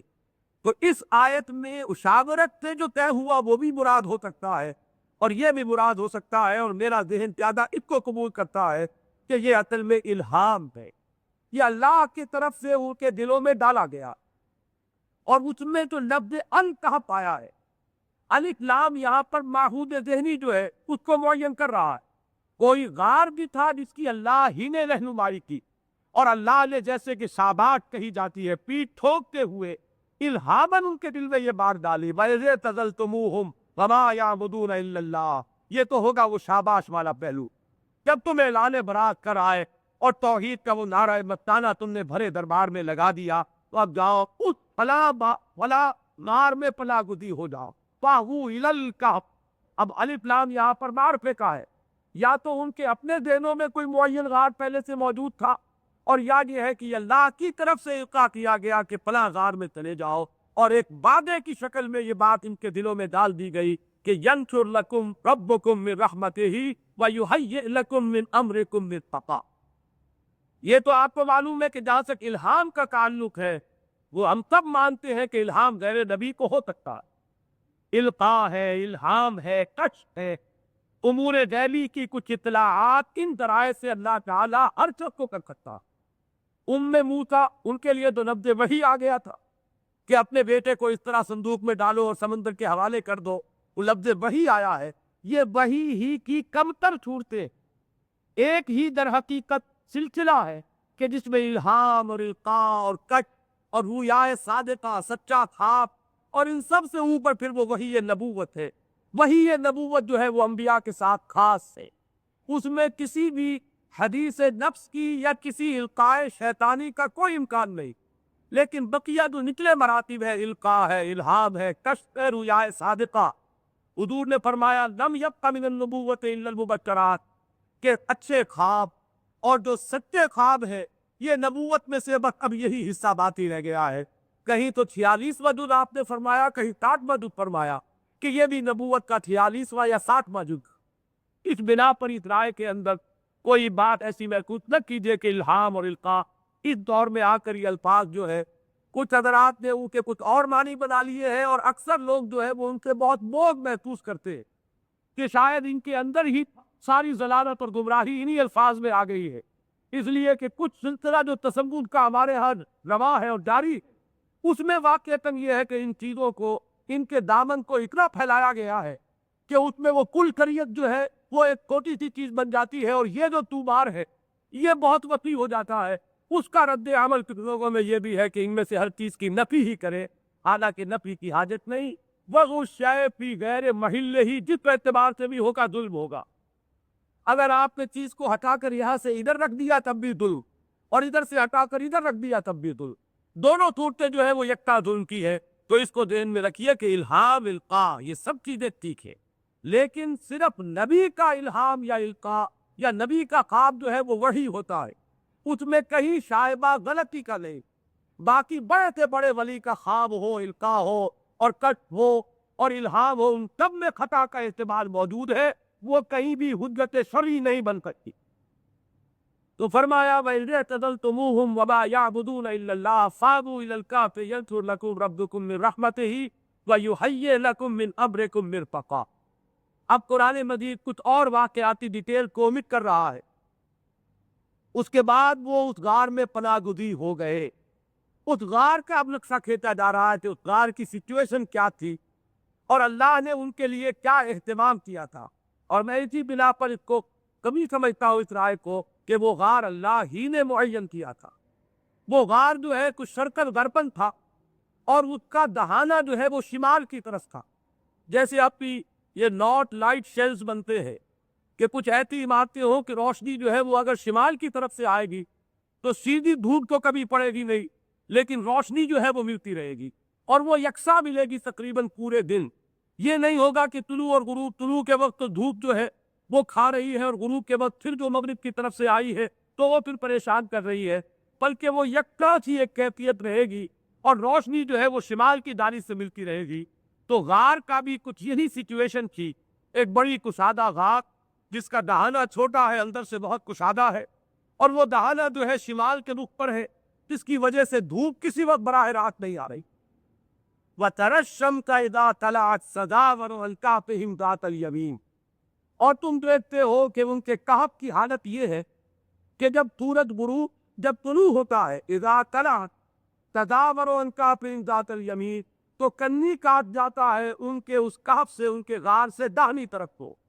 سورج آیا، روشنی جو ہے وہ پڑ رہی ہے، لیکن یہ کہ وہ غار کے اندر نہیں جا رہی۔ وَإِذَا غَرَبَتْ، اب مغرب کی طرف سورج ہے تو روشنی جو ہے وہ بائیں طرف پہنچ گئی ہے، لیکن غار کے اندر براہ راست جو ہے دھوپ پورے دن میں نہیں آئی۔ تدامرو بنا ہے باب تفاعل دیارت سے، دارا یدورو، اور زور کہتے ہیں میلام کو، کسی چیز کی طرف مائل ہو جانا۔ تدامرو عن کافرہم ذات الیمین،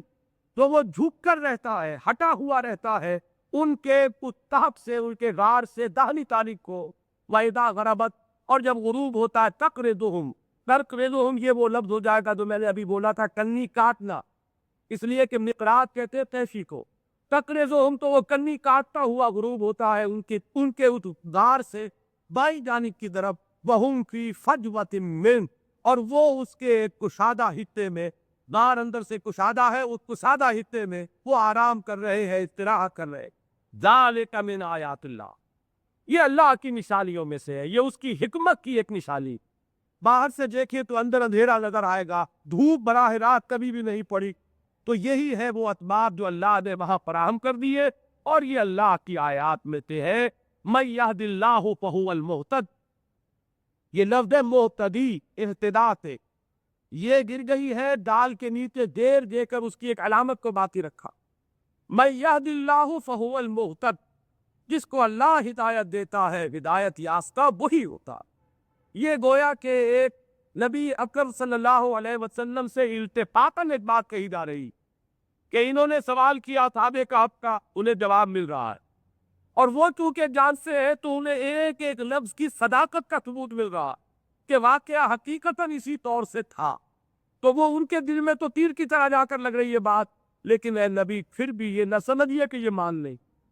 ماننے کا جہاں تک دار و مدار ہے وہ توفیق باری تعالیٰ ہی پر اس کا انحصار ہے، اور اس توفیق باری تعالیٰ کا فیصلہ ہوتا ہے اس بات پر کہ کون ہے کہ جو طالب ہو حقیقت کا، اور کون ہے کہ جو جویا ہے دیکھ کا اور کجی کا۔ جو ٹیر کو اختیار کرنا چاہے اللہ تعالیٰ اسے زبردستی ہدایت نہیں دیتا۔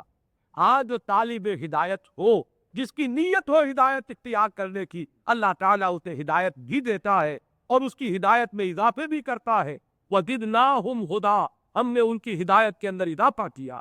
تو فرمایا مَن يَهْدِ اللَّهُ فَهُوَ الْمُهْتَدِ وَمَن يُضْلِلْ فَلَن تَجِدَ لَهُ وَلِيًّا مُّرْشِدًا، اور جس کو اللہ گمراہ کر دے، یعنی جس کی گمراہی پر اللہ کی طرف سے مہر تثبیت سخت ہو جائے، وہ خود طالب تھا گمراہی کا۔ سورہ تک میں فرمایا فَلَمَّا زَاغُوا أَزَاغَ اللَّهُ قُلُوبَهُمْ،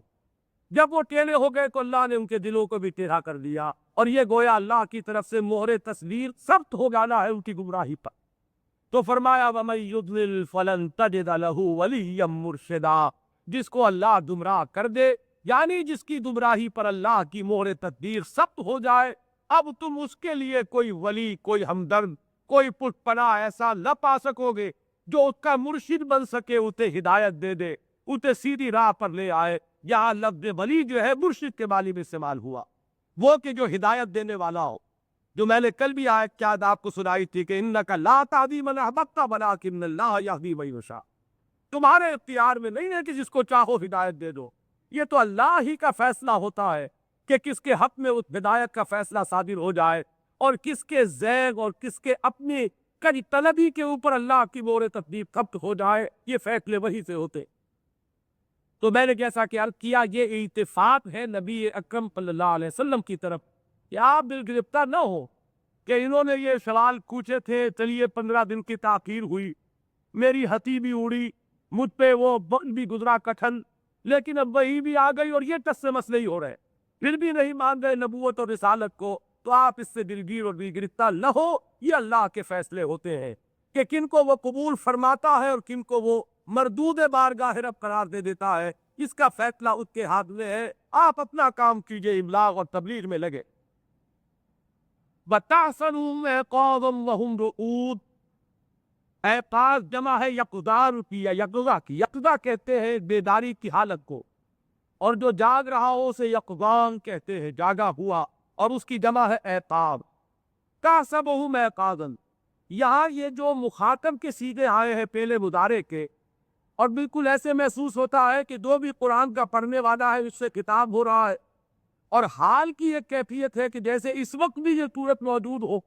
تو یہ در حقیقت تصویر حال کہلاتی ہے ادب میں۔ چشم تصور سے دیکھو، اس وقت وہ اس حالت میں تھے کہ تم تو یہ محسوس کرو گے کہ وہ جاگ رہے ہیں،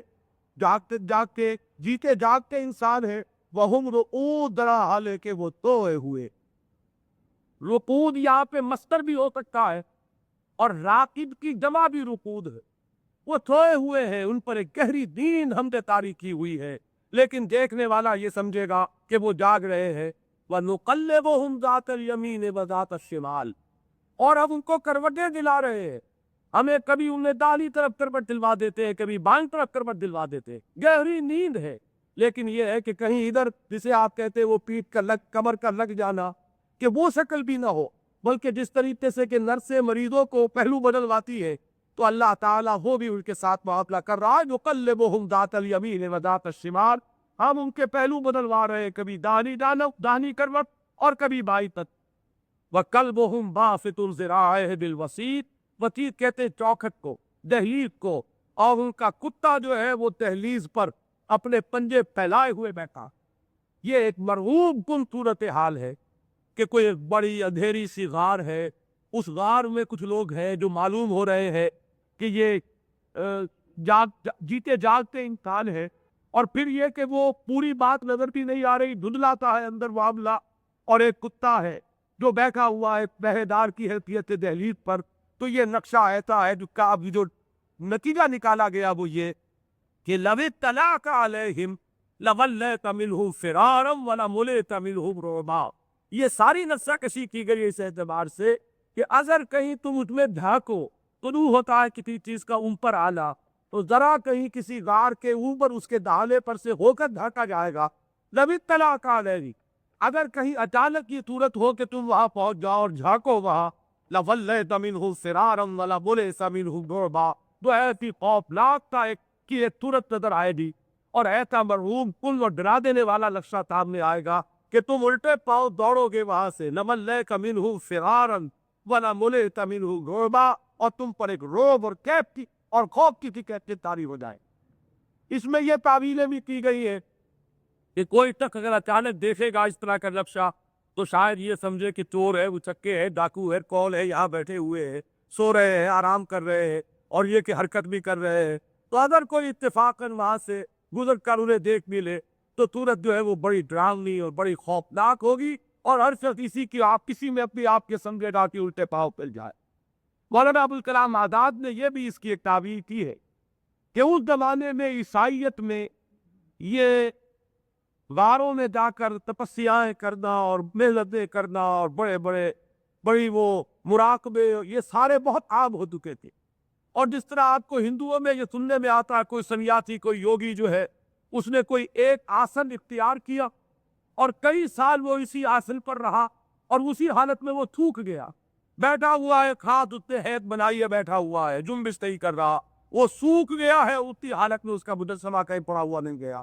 یا کوئی ایک ٹانگ پر کھڑا ہوا، اس کی ایک ٹانگی جو ہے وہ دوسری جو ہے وہ خشک ہو جائے گی۔ تو یہ بھی ایک تعبیر ہے کہ جو بھی وہاں پر غار کے اندر جھانک کر دیکھتا اس وقت تو اسے محسوس ہوتا کہ کوئی راہب ہے پرانے زمانے کے جو اس طریقے سے یہاں پر آئے ہیں، اور ان پر اسی طریقے سے موت کی کیفیت طاری ہو گئی۔ تو اس طرح کا ایک نقشہ خوف کا تھا کہ یا تو یہ کوئی بڑے خدا رسیدہ بزرگ ہیں جن کی لاشیں یہاں پڑی ہے، اور یا یہ کوئی اچکے ڈاکو ہے، کوئی گروہ ہے ڈاکوؤں کا جو یہاں کسی غار میں پناہ گزین ہے۔ بہرحال جو بھی کہیں اچانک وہاں جا کر ان کو دیکھتا تو وہاں دوڑتا، الٹے پاؤں بھاگتا خوف سے، اور ان کے دل کے اندر ایک رعب جو ہے وہ پیدا ہو جاتا۔ وَكَذَلِكَ بَعَثْنَاهُ، اب آگے چلیے، نیند کتنی ہوئی، 200 برس 300 برس جتنی بھی ہوئی، اس پر آگے بحث ہوگی، لیکن پھر ایک وقت آیا کہ پھر ہم نے انہیں اٹھایا، وہ جاگے، ہوش میں آئے۔ كَذَلِكَ بَعَثْنَاهُمْ لِيَتَسَاءَلُوا بَيْنَهُمْ، یہ جو لام ہے لام عاقبت کہلاتا ہے، کسی چیز کے بعد کسی چیز کا ہونا۔ یہ لازم نہیں ہے کہ اسی لیے جگایا گیا ہو، یعنی جاگنے کے بعد انہوں نے یہ کیا کہ سب سے پہلے انہوں نے آپس میں سوال جواب کیا. قال قائل منہم، ان میں سے ایک کہنے والے نے کہا کم لبثتم، کتنی دیر رہے ہو تم اس حال میں، کچھ اندازہ ہے؟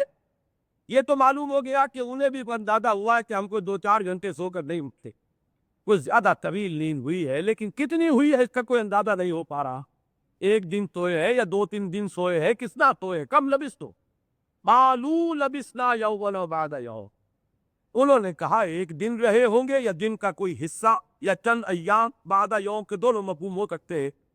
کہ ہم کا چند دن رہے ہوں گے یا دن کا کوئی حصہ رہے ہوں گے یا ایک دن پورا اس حالت میں گزر گیا ہوگا، بس اس سے زیادہ کیا ہوا ہوگا. قالوا ربکم اعلم بما لبثتم، کہا انہوں نے کہ تمہارا رب بہتر جانتا ہے کتنے عرصے رہے ہو، خام کھا کے بحث میں پڑھنے سے کچھ حاصل نہیں ہے. یہ اب یہاں سے ذرا بعض مفسرین نے تعداد نکالی. اعلیٰ قائل، ایک تو کہنے والا ہے، پوچھنے والا کہ کتنے عرصے اس حال میں رہے، اور قالو کا اطلاق ہوگا کم سے کم 3 پر، تو ان میں سے 3 نے یہ کہا کہ ہم ایک دن یا دن کا کچھ حصہ رہے ہیں یا چند دن رہے. پھر قالو آیا دوبارہ تو پھر کم سے کم 3 پر اطلاق ہوگا قالو کا. یہ جمع جو ہے عربی زبان میں تثنیہ کا صیغہ 2 کے لیے علیحدہ ہوتا ہے، اور جمع کا صیغہ جو ہے کم سے کم 3 پر اس کا اطلاق ہوگا.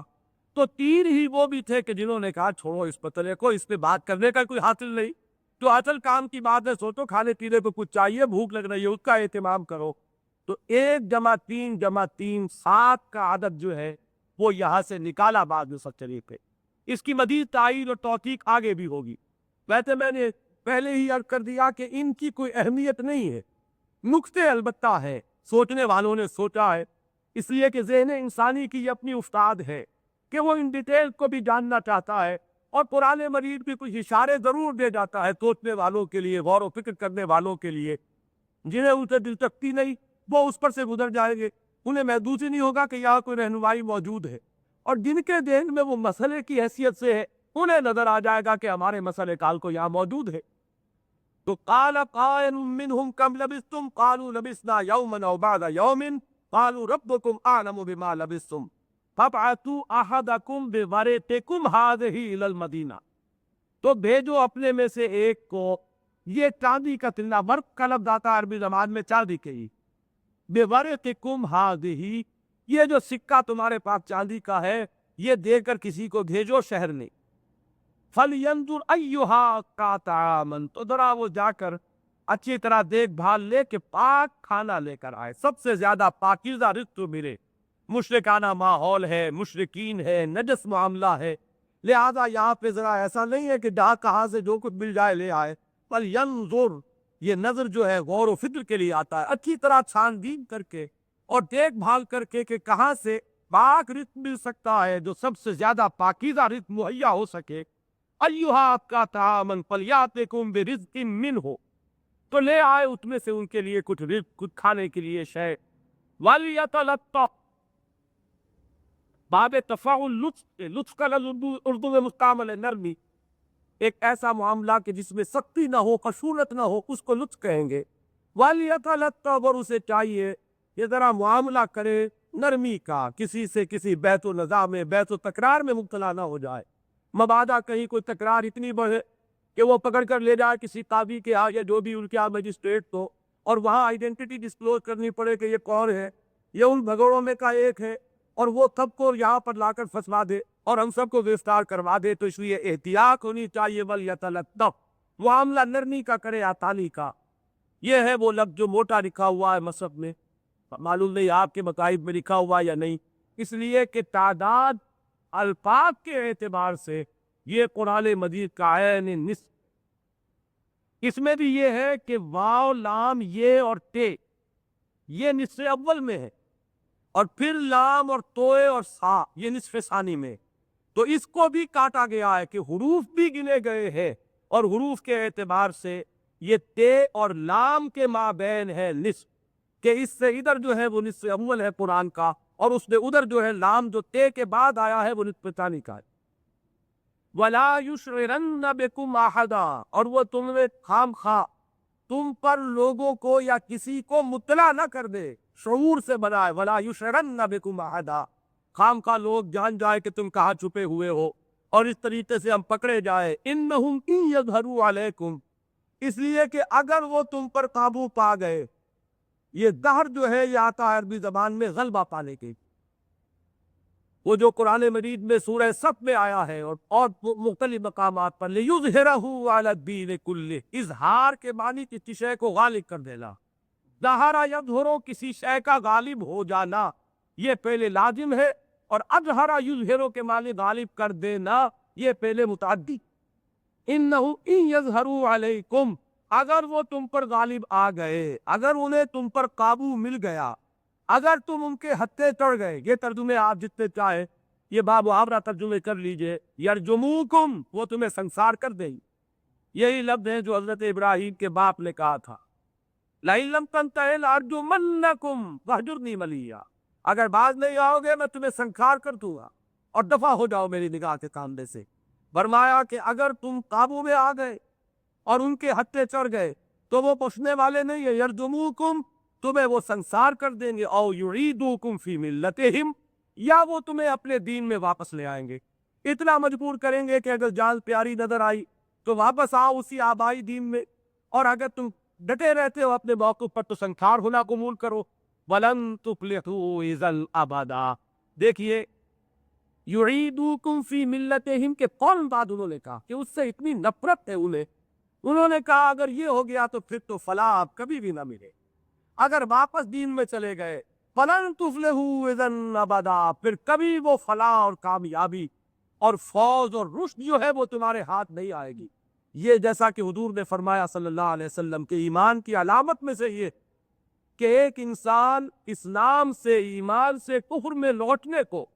اتنا برا سمجھے جیسا کہ آگ میں جھونکا جانا، جب تک کہ اتنی اس کے اندر تمہیں طبیعت میں نفرت اور ابا پیدا نہ ہو جائے کفر سے، اس وقت تک ایمان کا تحقق نہیں ہوتا، ایمان کا اثبات صحیح طور پر نہیں. تو ان کی کیفیت وہی ہے، او یعیدوکم ولن تفلحوا اذا ابدا، یا پھر وہ تمہیں مجبور کریں گے اعادہ کرنے پر کہ لوٹ آؤ ان کے دین میں. ملت کا لفظ یا لوٹ کیجئے، ملت کا لفظ جو ہے وہ دین کے لیے ہے، طریقے کے لیے، کیش کے لیے. اردو شاعری میں آ کر صاف طور پر علامہ اقبال کے ہاں یہ قوم کے معنی میں استعمال ہو گیا ہے لفظ، حالانکہ ملت کا جو عربی کی اصطلاح ہے قرآن مجید کی وہ قوم کے معنی میں نہیں، یہ مجموعہ افراد کو نہیں بلکہ کیش اور مطلق اور مذہب کو ڈینوٹ کرتا. او یعیدوکم فی ملتہم ولن تفلحوا اذا ابدا، اور اس صورت میں تو پھر فلاح اور فوز اور رشد سے ہمیشہ ہمیش کے لیے محرومی ہو جائے گی. بارک اللہ لی ولکم فی القرآن العظیم ونفعنی وإیاکم بالآیات والذکر